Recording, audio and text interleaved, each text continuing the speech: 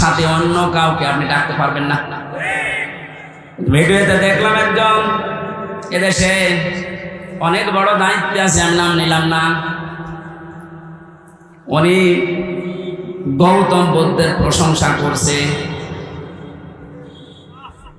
আল্লাহ বাদে অন্য কাউকে ডাকা যেহেতু জায়েজ নেই, সেহেতু ওই জায়গায় আপনি যা বললেন আপনার ঈমান নেই। মুমিন হিসাবে আপনি যা করলেন আপনার ঈমান নষ্ট হয়ে গেছে। এরকম মানুষ যদি সামনে আসে, আপনি কোনোদিন আপনার রায়, সমর্থন, সুপারিশ, ভোট দিতে পারবেন? তাহলে কাফেরকে দেওয়া হবে। 2 নম্বরে বলা ইয়াকুতুলুনান নাফসাল্লাতী হারামাল্লাহু ইল্লা বিল হক। এই পৃথিবীর ময়দানে আল্লাহর ঘোষণা দেওয়া ব্যতীত আপনি কাউকে অন্যায়ভাবে হত্যা করতে পারবেন না। অথচ এই 5 তারিখের আগ পর্যন্ত আপনি তাকান, ন্যায় অন্যায় কোথায় পেয়েছেন? আমার সামনে কুষ্টিয়াতে 14 জন মানুষকে শহীদ করে দেওয়া হয়েছে। এই হত্যার সাথে টপ টু বটন একেবারে উপরের নির্দেশ, যত মানুষ জড়িত এরা একটা আর মুসলমান মুমিন নেই, বিপরীতটা হয়ে গেছে। এরা যদি সামনে আসে কোনোদিন সুপারিশ করবেন, রায় দেবেন, ভোট দেবেন, সমর্থন জানাবেন। 3 নম্বরে ওয়ালা ইয়াজনুন, মুমিন কখনো সজ্ঞানে স্বেচ্ছায় হুঁশ থাকার পর জিনা করতে পারে না। কিন্তু বাস্তবতা আমরা পুরো উল্টা দেখেছি। এই 17 বছর এত বড় দরবেশ, ওর ফেরেশতা দেখেছেন মানুষের বউ জোর করে নিয়ে সংসার চালিয়েছেন। জোরে বলেন নাউজুবিল্লাহ। কোরআনে কারিমের সূরা ফুরকানের আয়াত অনুযায়ী এই 3টা গুনাহ কোনো মুমিন করতে পারে না। সুতরাং যারা করছেন আপনারা মুমিন নেই। আর দেশে 96% মুসলমান কোনোদিন আপনাদেরকে সাপোর্ট করতে পারে না।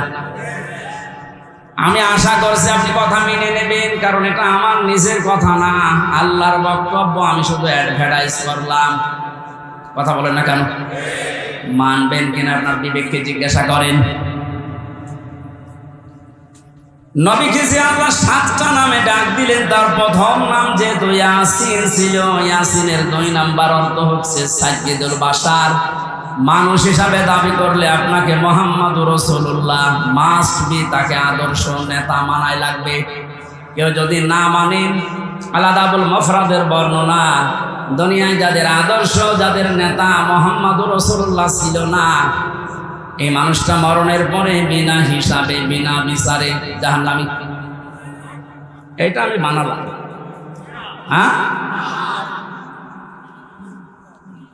এবার আসেন যে কথাটা বোঝানোর জন্য এতক্ষণ বারবার এদিকে ওদিকে যাচ্ছি, খুব খেয়াল করেন। মুহাম্মাদুর রাসূলুল্লাহ সাল্লাল্লাহু আলাইহি ওয়াসাল্লাম এখন নেই, আছে? বলেন না কেন? উনি যে আমাদের আদর্শ, আমার নেতা, উনি তো নেই। আমি এখন দেখে মেনে চলবো কি করে? কোরআনে কারীম জানিয়েছে, ইয়া আইয়ুহাল্লাযীনা আমানু আতিউল্লাহা ওয়া আতিউর রাসূলা ওয়া উলিল আমরি মিনকুম ইলা আখিরি আয়াত। সূরা নিসা 5 নম্বর পারার 6 নম্বর পৃষ্ঠা 9 নম্বর লাইনের 59 নম্বর আয়াতে আছে। এটা ফি জিলালিল কোরআনে পাবেন। আল্লাহ ডাক দিয়েছেন, হে ঈমানদারেরা, আমি আল্লাহর আনুগত্য করো, আমার রাসূলের আনুগত্য করো, আর তোমাদের ভেতরে যারা উলিল আমর, নেতৃত্ব দেয়, নেতা যারা, তাদের মেনে চলো। এই আদেশ মানা নফল না ফরজ? আরো জোরে বলেন। নামাজ যেভাবে ফরজ মনে করে পড়েন, এই আয়াতটাও মেনে নেওয়া লাগবে ঠিক ওইভাবে ফরজ মনে করে।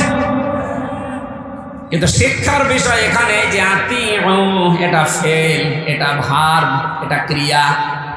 এই শব্দটা আল্লাহ নিজের নামে আর রাসূলের নামে দিয়েছেন, কিন্তু উলিল আমরের আগে আল্লাহ এই শব্দটা দেননি। আমি যে কয়টা তাফসীর আয়াতের সাথে মিলিয়েছি, সব মুফাসসির একমত, আল্লাহ রাসূলকে মেনে চলা লাগবে, কোনো প্রশ্ন করা যাবে না। আল্লাহ রাসূলের পরে কিয়ামত পর্যন্ত যারা দুনিয়ায় আসবে, যারা নেতা হবে, নেতৃত্ব দেবে, এদেরকে যদি আপনি মেনে চলতে চান, মাস্ট বি আপনাকে দেখা লাগবে এই লোকটা আল্লাহ রাসূলকে মেনে চলে কিনা।